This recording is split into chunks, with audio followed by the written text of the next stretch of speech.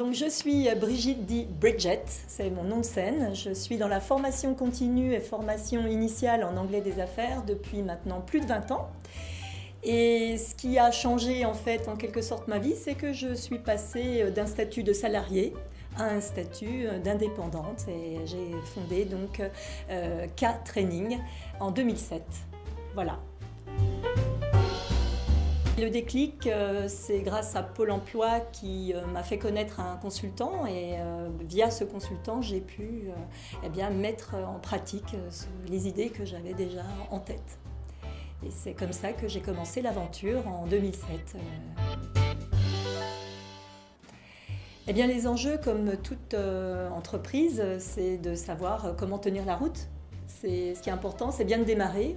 Des startups, il y en a à foison, mais c'est surtout comment tenir la route, comment tenir un budget, comment avoir un argument commercial, puisque quand on se met à son compte, en fait, on est tout à la fois. On est le dirigeant, le commercial, on est dans la production quand on est auto-entrepreneur. Et donc, il faut être partout, au four et au moulin, comme on dit en termes plus imagés. Et donc les bénéfices que j'en ai retirés, eh bien, c'est, comme je le disais précédemment, c'est être mon propre patron, pouvoir également apprendre à chiffrer, apprendre à me vendre, et c'est quelque chose d'exaltant. C'est une très belle aventure et je ne le regrette pas. Il m'a donné la lumière, l'éclairage, il m'a surtout apporté l'éclairage dont j'avais besoin.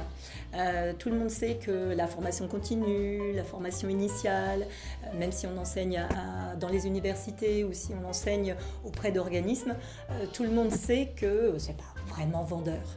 Et là, il m'a montré vraiment le côté business de ce métier. Et ça a été un véritable éclairage et encore maintenant, quand je facture, je pense toujours à ces calculs savants, en tous les cas, toutes les petites informations, les tuyaux qu'il a pu me donner. D'être mon propre chef, ça c'était déterminant. Ensuite, le fait d'être aussi à son compte, ça permet d'établir les devis comme on l'entend, d'utiliser le temps comme on l'entend. Voilà. Il faut avoir quand même des garde-fous, c'est sûr, mais d'être vraiment libre. Et ça, c'est très important.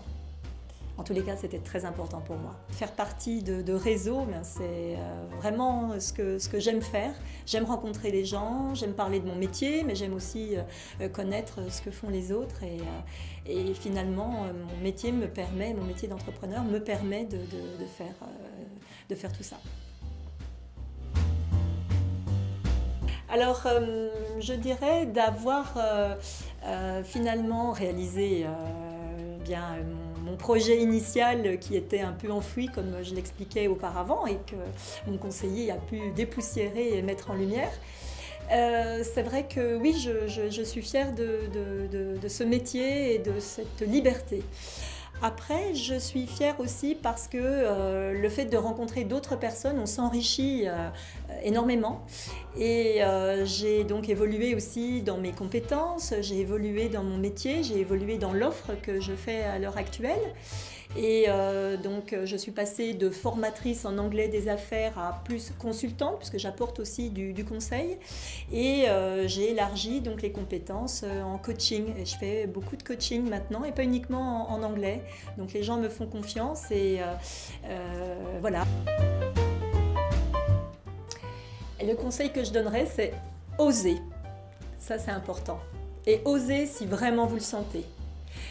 En tous les cas, la pratique, l'expérience m'a appris un certain nombre de choses et il ne faut pas rêver sa vie, mais vivre ses rêves.